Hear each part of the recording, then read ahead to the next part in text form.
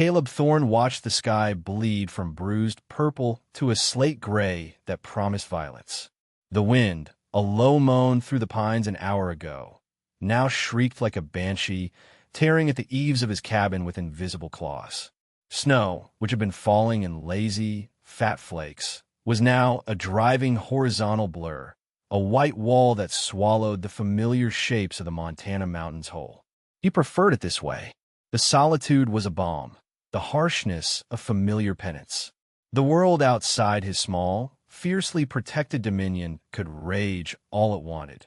Within these sturdy log walls, there was only the crackle of the fire, the scent of pine and curing leather, and the quiet rhythm of a life he had painstakingly built from the ashes of another. He finished oiling the action of his Winchester, the metallic clicks precise and satisfying in the growing dimness of the afternoon. Each movement was deliberate, honed by years of practice and a deep-seated need for order. Here, in this valley he had carved out for himself, he was the master of his fate. There were no colonels shouting contradictory orders, no cannon fire deafening the soul, no scent of blood and fear thick enough to choke on. There was only the land, honest and brutal, and the work, which was its own kind of prayer. He had come here to forget, or at least to bury the memories so deep that their ghosts could no longer reach him. For 5 years, he had succeeded. A flicker of movement against the blinding white caught his eye. It was nothing, he told himself. A deer, perhaps, or a wolf pack driven down from the high country by the storm. He had seen their tracks near the creek bed just yesterday. He turned back to the fire, stoking the logs until they spat a shower of angry embers. But the image lingered, a dark smudge against the canvas of the blizzard. It was too small for a deer, too upright for a wolf. His jaw tightened. Trouble had a way of finding a man, even one who had taken every possible measure to outrun it. He had learned that lesson in the mud of Shiloh and the dust of Gettysburg. He fought the impulse, the cold knot of dread in his gut. His creed was simple. Mind his own business, expect the same from others. The world of men, with its greed and its betrayals, was a place he had willingly exiled himself from. Helping someone meant entanglement. It meant questions and obligations and a crack in the armor of his solitude. He had nothing to offer anyone but the back of his hand and a cold stare. Yet, the code his father had beaten into him, a stubborn remnant of a life before the war, refused to be silent. A man did not turn his back on a soul in distress, not if he wanted to look himself in the mirror come morning. With a curse that was lost in the wind's howl, Caleb pulled on his heavy sheepskin coat, grabbed the rifle, and stepped out into the maelstrom. The cold was a physical blow, stealing the air from his lungs. The snow bit at his exposed cheeks, sharp as broken glass. He squinted, his eyes watering against the gale, and followed the memory of that dark shape. He found the tracks 50 yards from his cabin, small, clumsy divots in the rapidly deepening snow, already half erased by the wind. They were not the tracks of a woodsman. They staggered, weaving like a drunkard's, a testament to exhaustion and desperation. He found her collapsed beside a snow-laden pine, a heap of dark wool and frozen despair. She was barely conscious, her face pale as alabaster, lips tinged with blue. A fine wool coat, wholly inadequate for this wilderness, was caked with ice. One of her fashionable, thin-soled boots had a split seam. He knelt, his own warmth a stark contrast to the deathly chill radiating from her. For a moment, he saw another face superimposed over hers. Fair hair, blue eyes wide with a final, silent plea. He shook his head, banishing the ghost. This was not then. This was now. He felt a surge of resentment, hot and sharp. She had brought the complications of the outside world to his doorstep. Whatever fool errand had sent her into the teeth of a blizzard was her own concern. But the stubborn code held fast. He could not leave her here to die. It would be a stain on the land itself, a violation of the quiet peace he had fought so hard to find. With a grunt of effort, he scooped her into his arms. She was lighter than he expected, a fragile bird with broken wings. She stirred, a faint murmur escaping her lips, and her head lolled against his chest. The contact was a jolt, a foreign intimacy he had not felt in years. He ignored it, turning his back to the wind and beginning the arduous trek back to the cabin, his reluctant rescue a dead weight in his arms and a heavier one on his soul. Alara woke to the sensation of warmth, a deep, penetrating heat that seemed to be coaxing her frozen limbs back to life. For a moment, she was suspended in a disoriented haze, unsure of where she was or how she had gotten there. The last thing she remembered was the cold, a monstrous, all-consuming entity that had leached the strength from her body and the hope from her heart. She had been running, stumbling through an endless, blinding white void, the furious words of Bartholomew Vance echoing in her mind, more chilling than the wind itself. She had thought she was going to die out there, a final, pathetic end to her rebellion. Her eyes fluttered open. She was lying on a rough-hewn cot, buried under a mountain of heavy wool blankets and what felt like a buffalo hide. A massive stone fireplace dominated the opposite wall, its roaring fire casting dancing shadows across the log walls of a small, one-room cabin. The air smelled of wood smoke, coffee, and something else, something masculine and clean like pine needles and winter air. Her sodden dress and coat were gone, replaced by a man's flannel shirt that swallowed her small frame. It was warm and soft against her skin. Panic, cold and sharp, pierced through the fog of her exhaustion. She sat up too quickly, her head spinning. A tall figure turned from the fireplace, and her breath caught in her throat. He was broad-shouldered and lean, dressed in buckskin trousers and a simple wool shirt. His face was all harsh angles and shadows in the firelight, framed by dark hair that brushed his collar. A thick, untrimmed beard covered his jaw, but it could not hide the grim set of his mouth. His eyes, the color of a winter sky just before a storm, assessed her with an unnerving stillness. There was no welcome in them, only a flat, guarded neutrality. He was the man from the snow, the one whose arms had been a final, solid reality before the darkness took her. "Where am I?" she asked, her voice a dry rasp. He gestured vaguely with a tin cup of coffee. "My cabin." His voice was a low baritone, rough around the edges, as if from disuse. "You were about to freeze to death a stone's throw from my door." She pulled the blankets tighter around her, suddenly aware of her state of undress beneath the large shirt. "You undressed me." The accusation was faint, laced with a fear she could not suppress. His expression did not change, but a muscle feathered in his jaw. "Your clothes were soaked through with ice. Leaving them on would have killed you. They're drying by the fire." He jerked his chin toward a wooden rack near the hearth where her dress, stockings, and underthings were hung with a stark, impersonal efficiency. "You've been asleep for the better part of the day. The storm's not letting up." Alara looked past him, toward the single window. It was a solid pane of white, the wind still howling its mournful song outside. She was trapped with this stranger, this mountain man who looked as wild and unforgiving as the landscape he inhabited. But the fear was tempered by a sliver of something else. Gratitude. He had saved her life. He had brought her into his home, tended to her, and from the looks of it, had not harmed her. There was a gruff honor in his actions, even if his eyes held no warmth. "I need to thank you," she said, her voice a little stronger now. "You saved me." He gave a short, dismissive nod and turned back to the fire, his broad back a clear signal that the conversation was over. "Drink some broth," he grunted, gesturing to a bowl on a small, unsteady table beside the cot. "You'll need your strength." She did as she was told, her hands trembling as she lifted the warm bowl. The venison broth was rich and salty, and it sent a wave of life through her.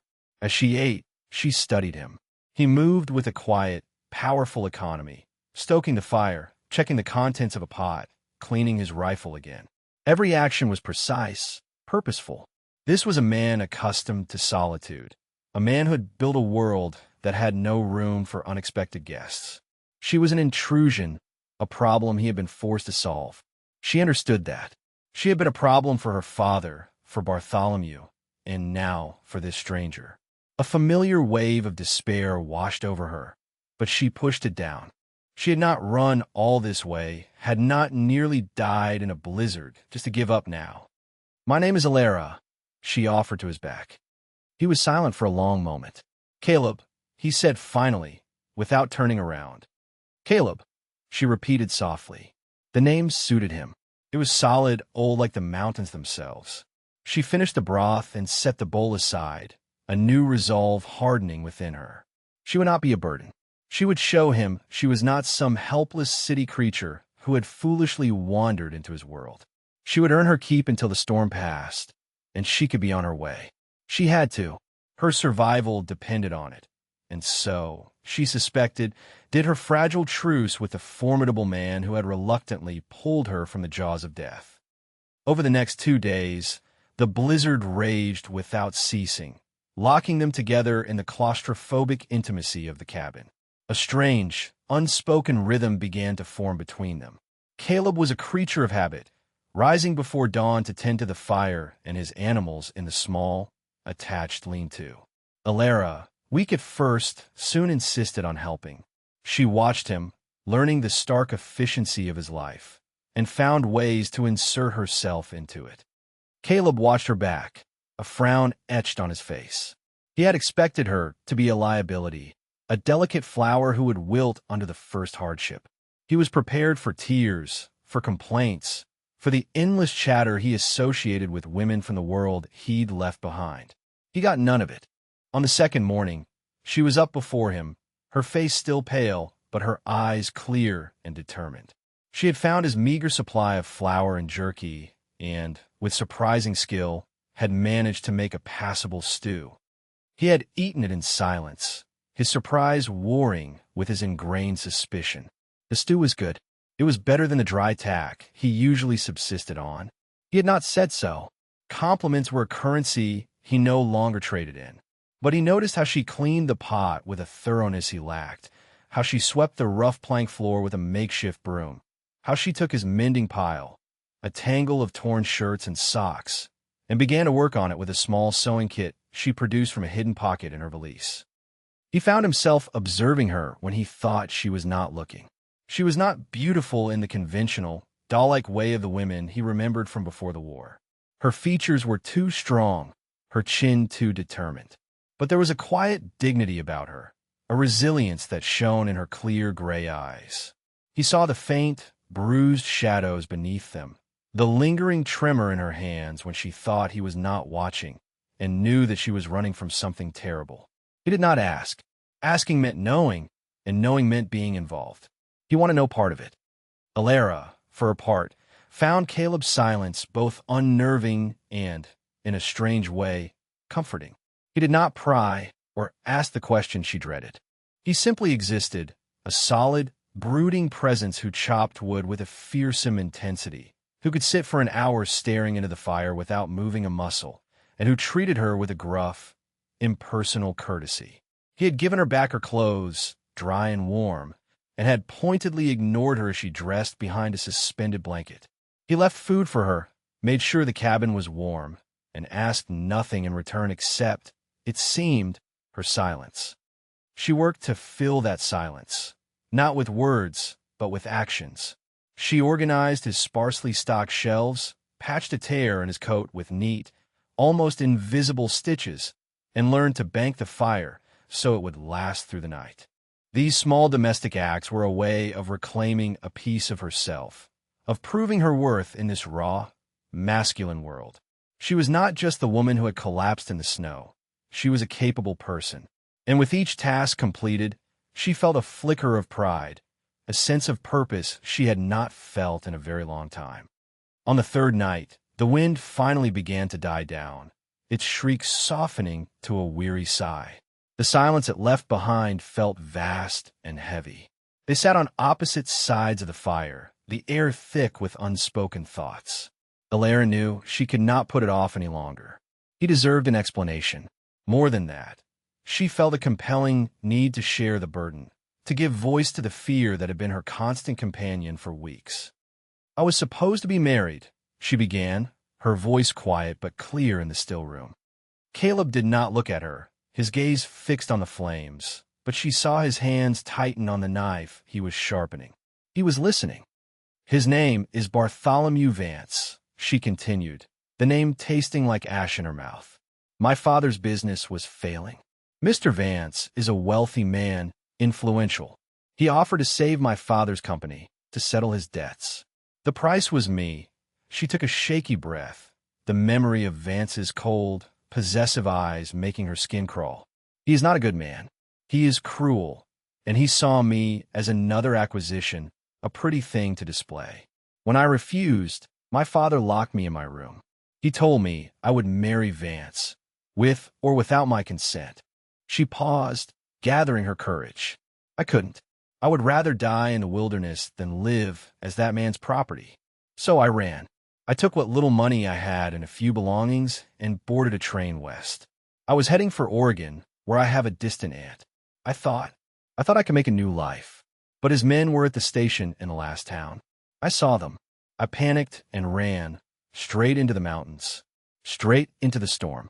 She finished her story, and a profound quiet settled over the cabin.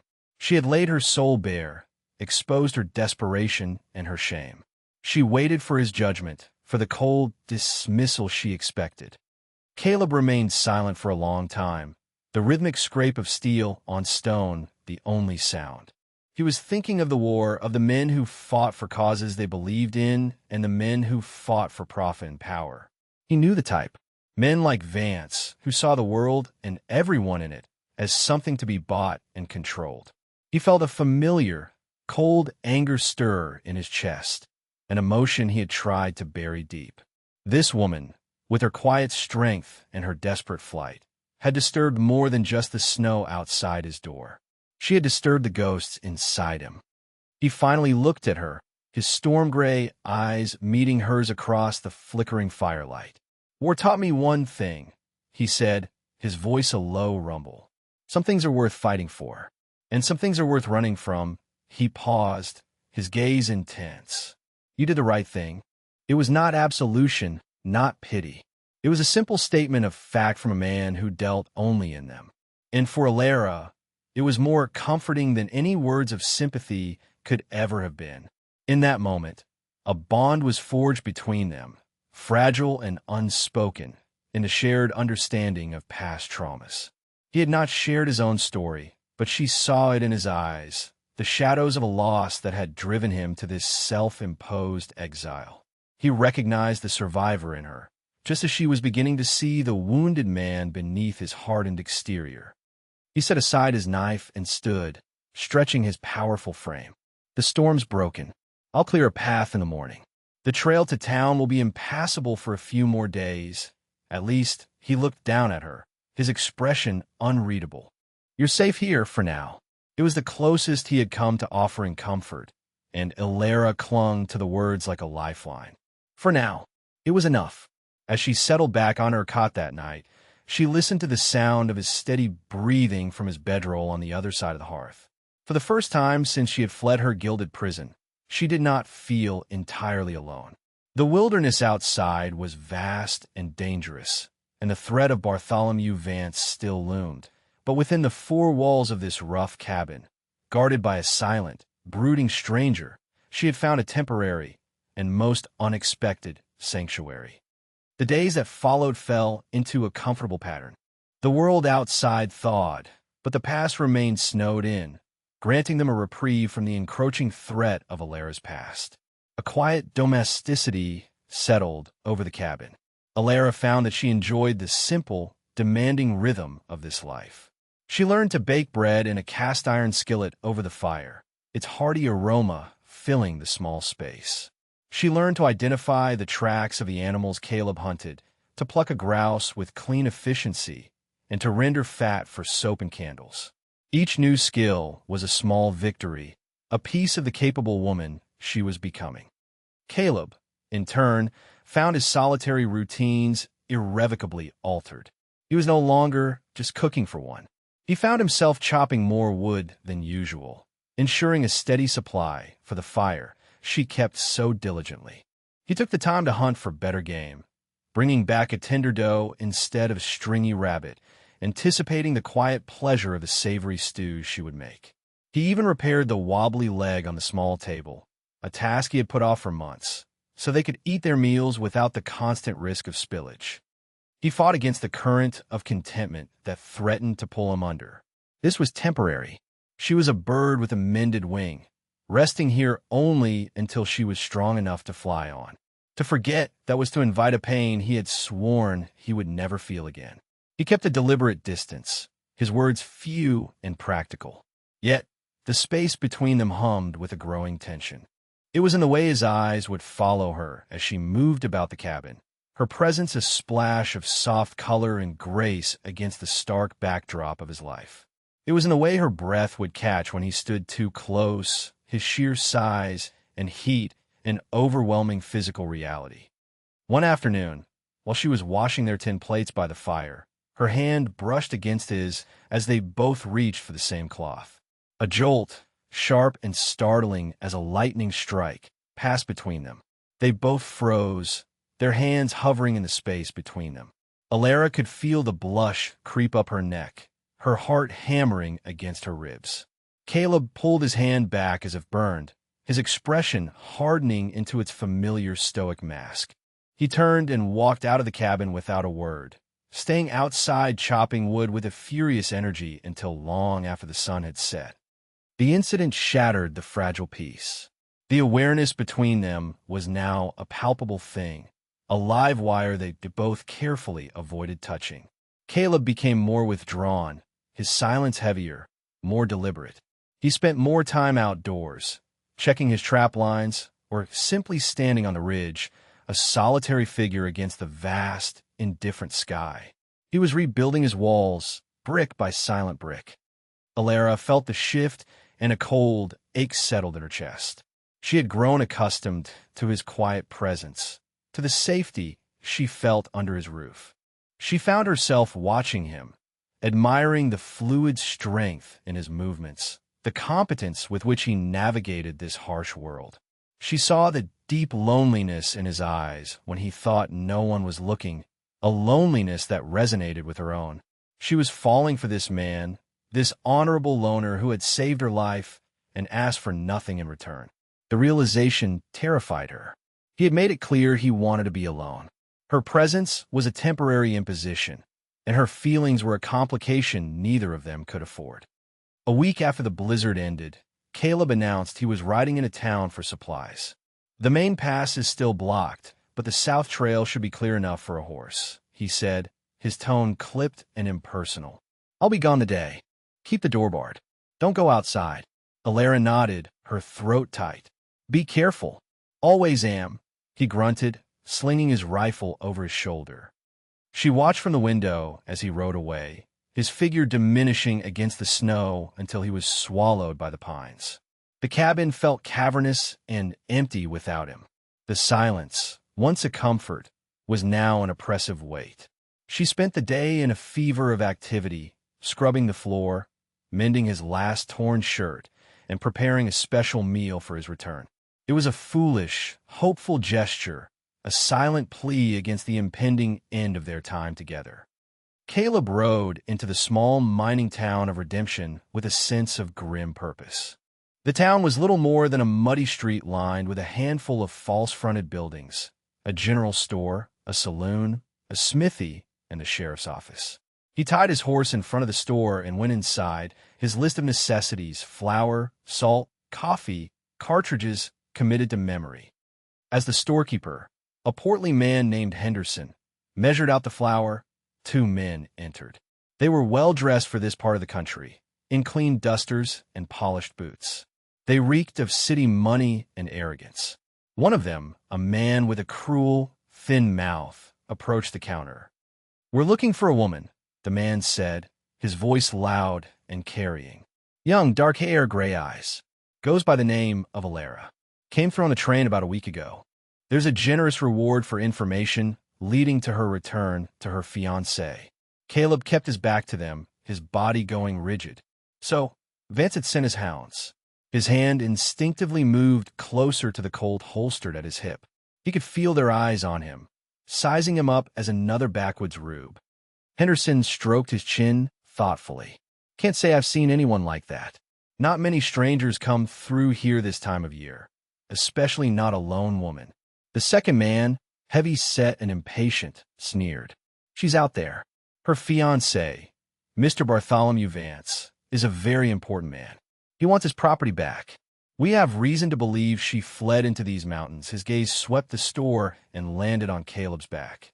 You trapper. You live up in the high country. Seen anyone? Caleb turned slowly, his face an impassive mask, his winter sky eyes cold as ice.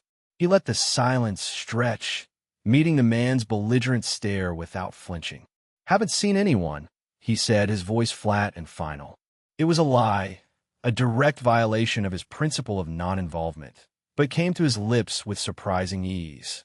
The thought of these men putting their hands on Alara, of dragging her back to that man Vance, ignited a protective fury in him that was primal and absolute.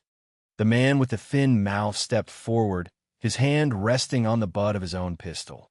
Are you sure about that? A man could make a year's wages just for pointing us in the right direction. Caleb didn't move. He simply looked at the man's hand, then back to his eyes.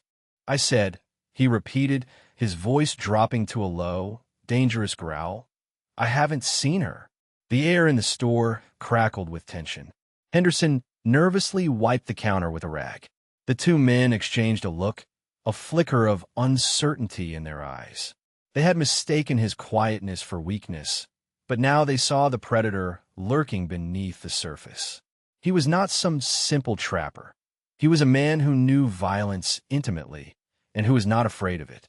With a final, lingering glare, the men turned and stalked out of the store. Caleb paid for his supplies, his movements stiff. Appreciate it, Henderson, he said, his voice returning to its normal register. The storekeeper nodded, letting out a breath he seemed to have been holding. Those boys spell trouble, Caleb. You be careful heading back up the mountain. Caleb gave a curt nod and left. He did not go straight home. Instead, he walked across the muddy street to the sheriff's office.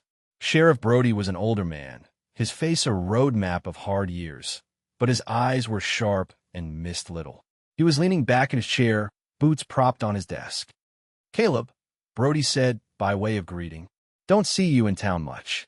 Troubles come to town, Brody, Caleb said without preamble. He recounted the encounter in the store.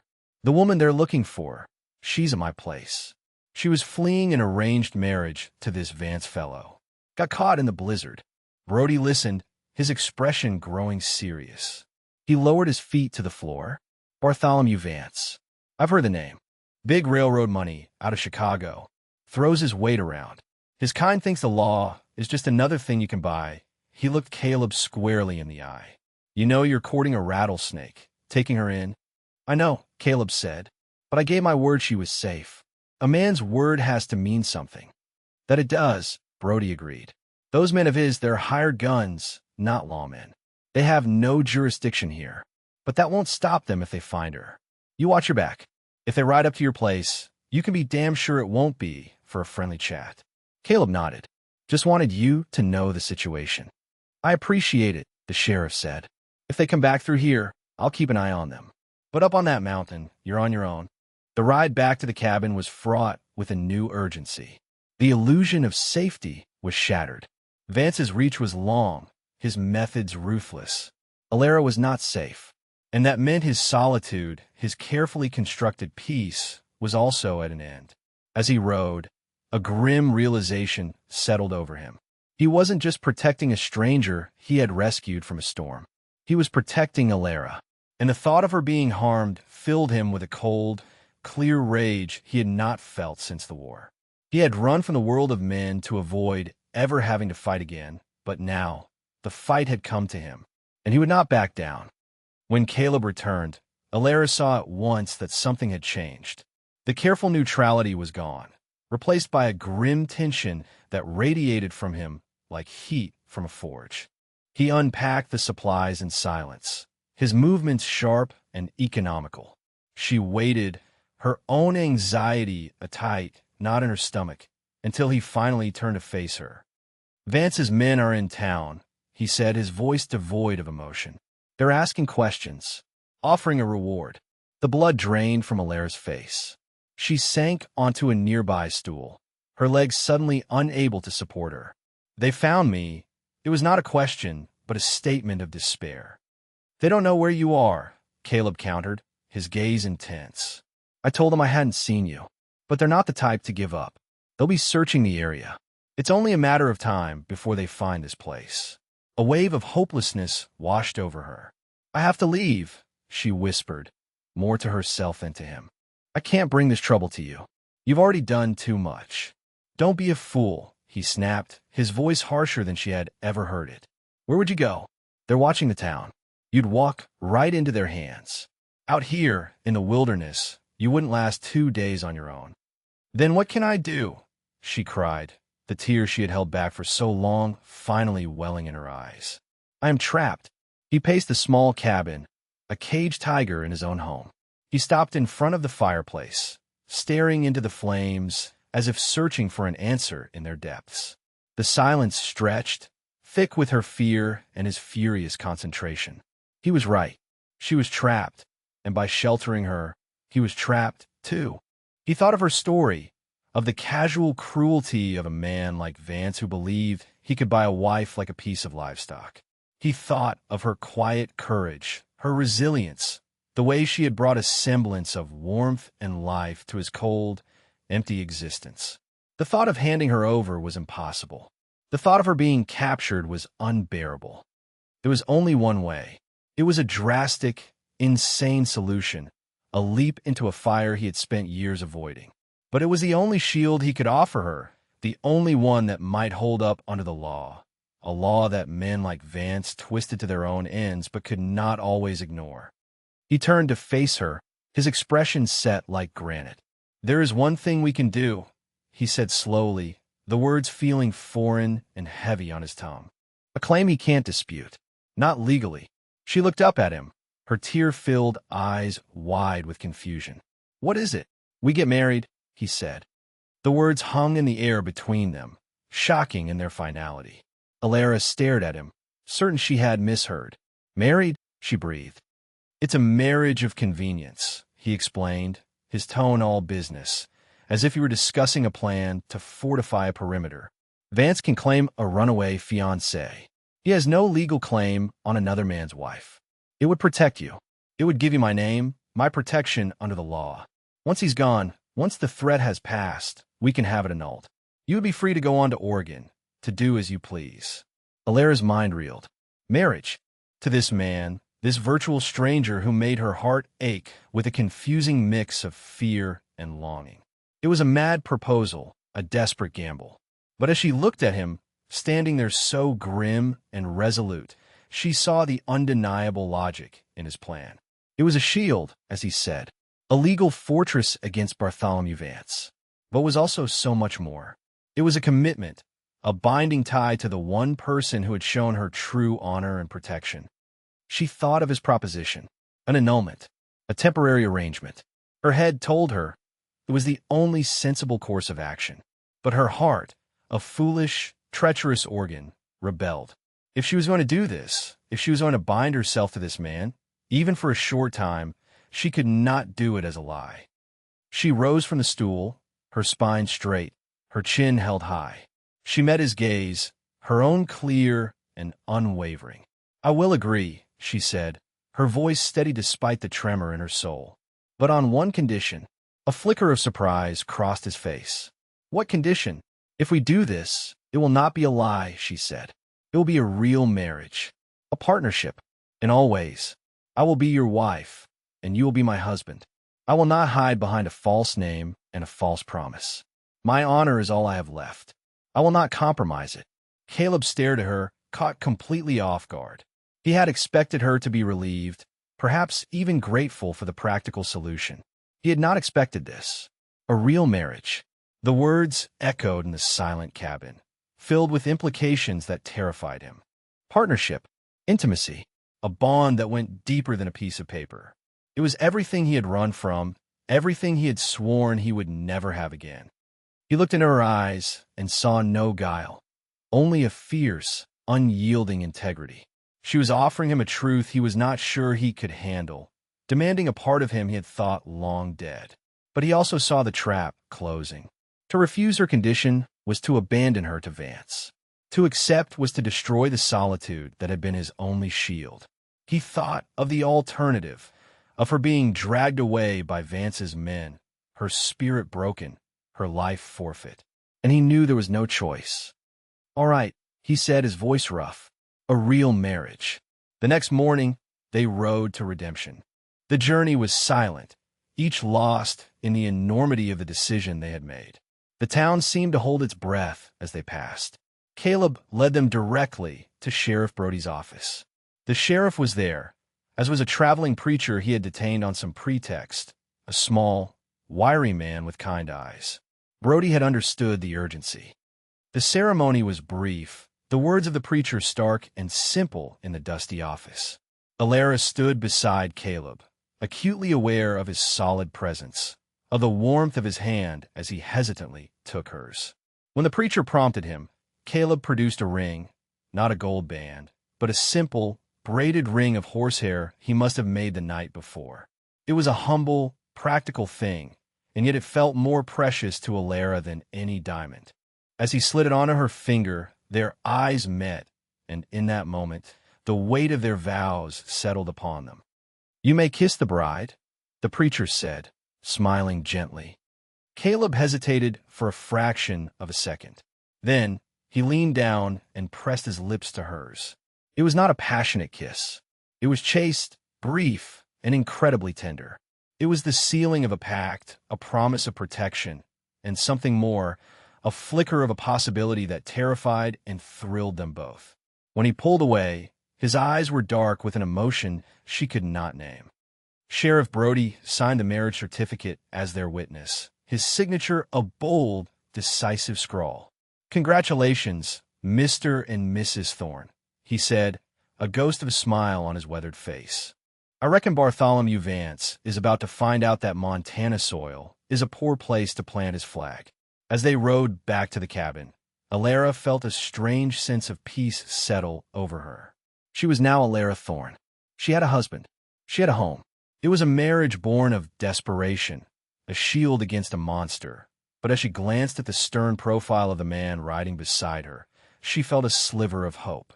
Perhaps, just perhaps, from the ashes of her old life, she could build something new and real in this wild, beautiful place. They returned to a home that was both the same and irrevocably different.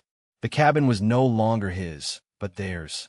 The single cot and the bedroll by the fire were now symbols of a division that no longer existed. That night, an awkward tension fell between them. The implications of her condition, a real marriage in all ways, hung in the air. Caleb laid out his bedroll in its usual spot. He would not force her.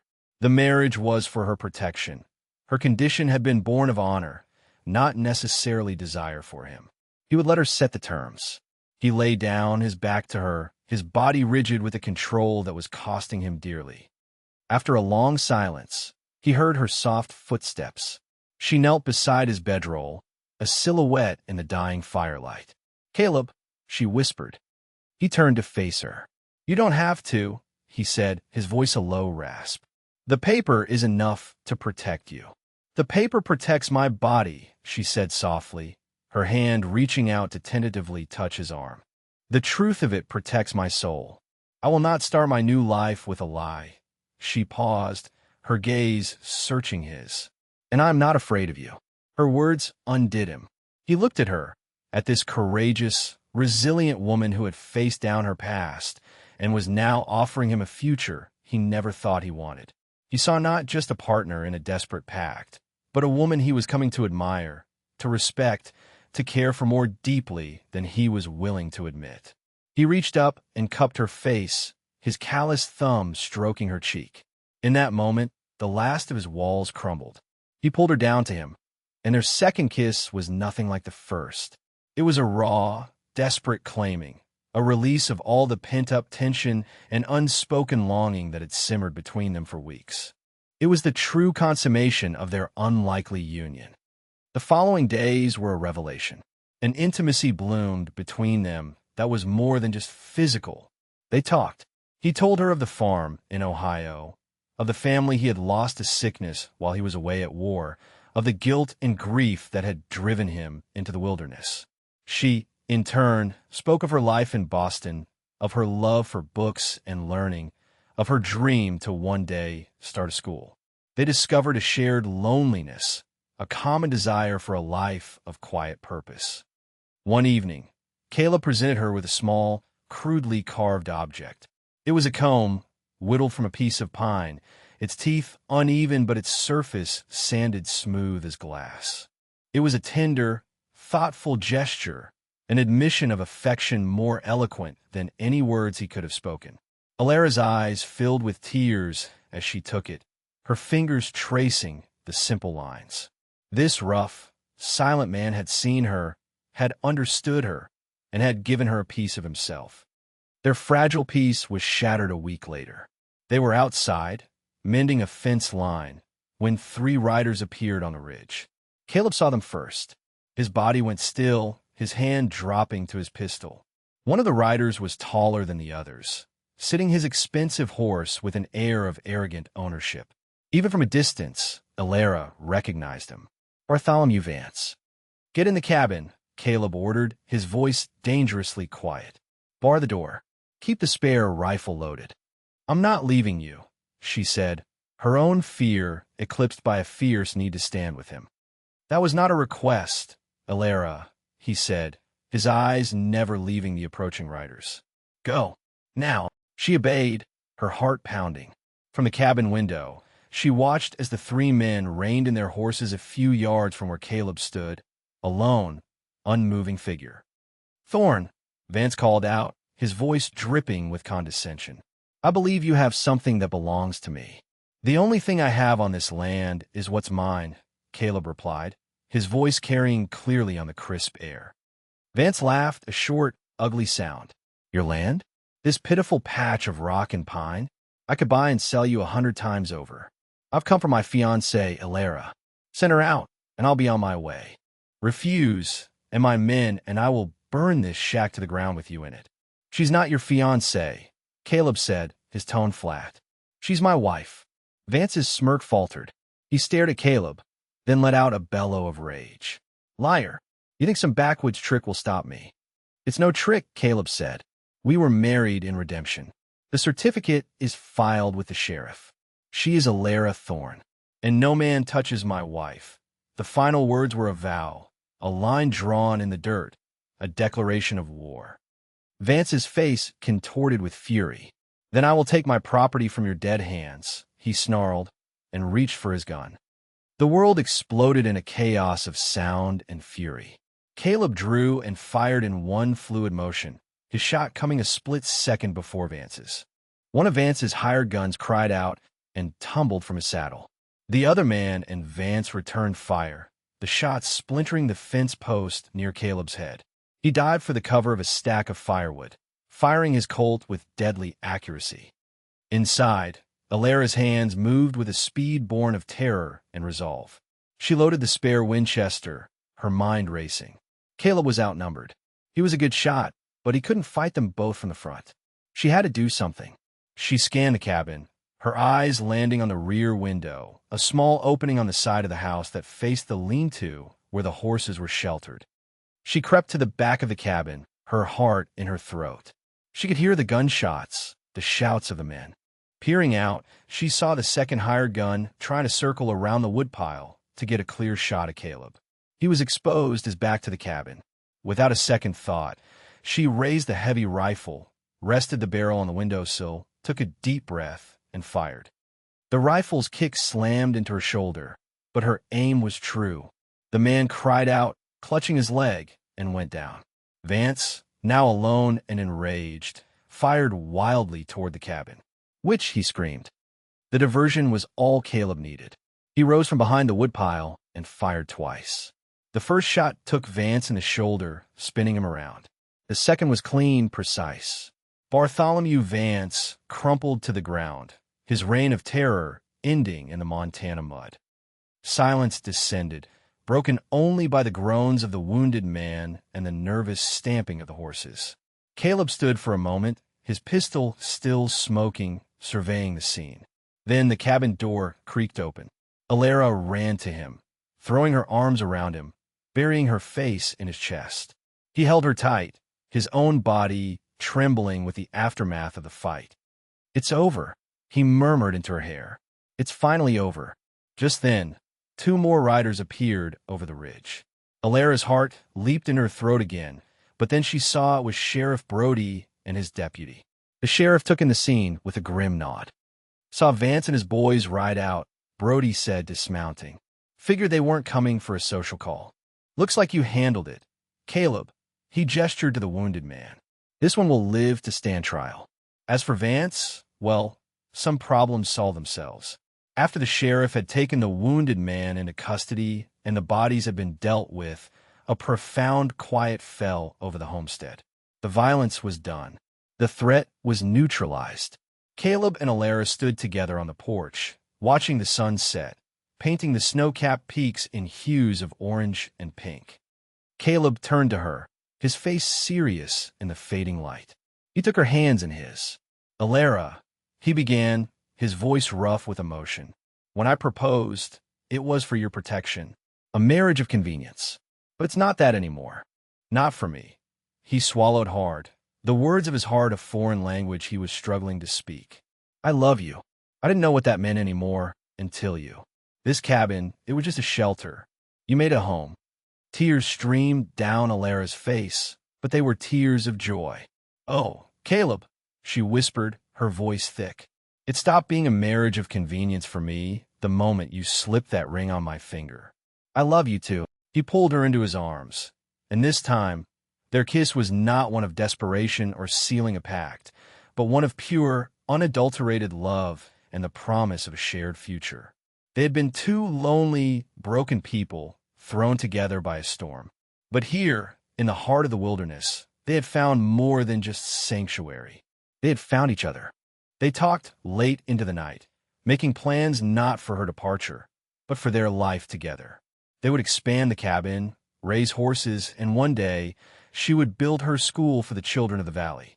Their dreams, once solitary and distant, now intertwined, creating a future brighter than either of them had ever dared to imagine. 7 years later, the cabin was the heart of a thriving ranch.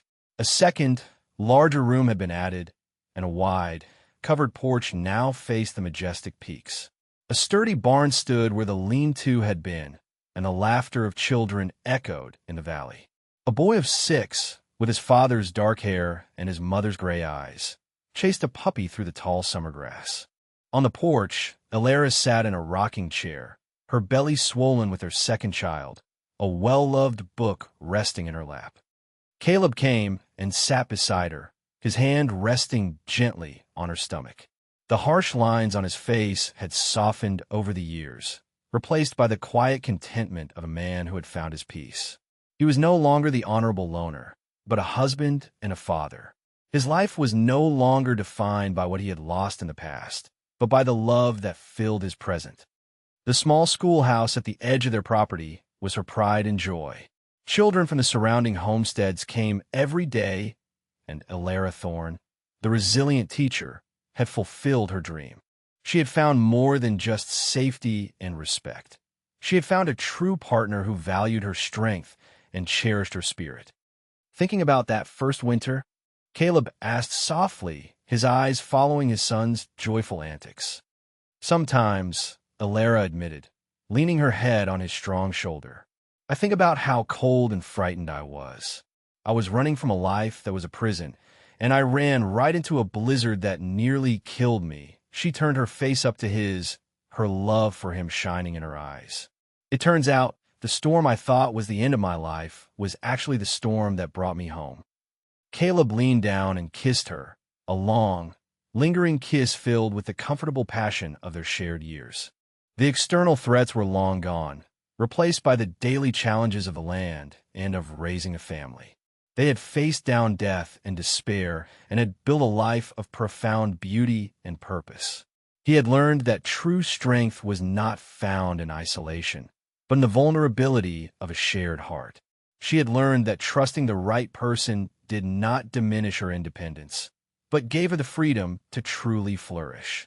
Together, in the heart of the wild Montana mountains, they had found their happily ever after.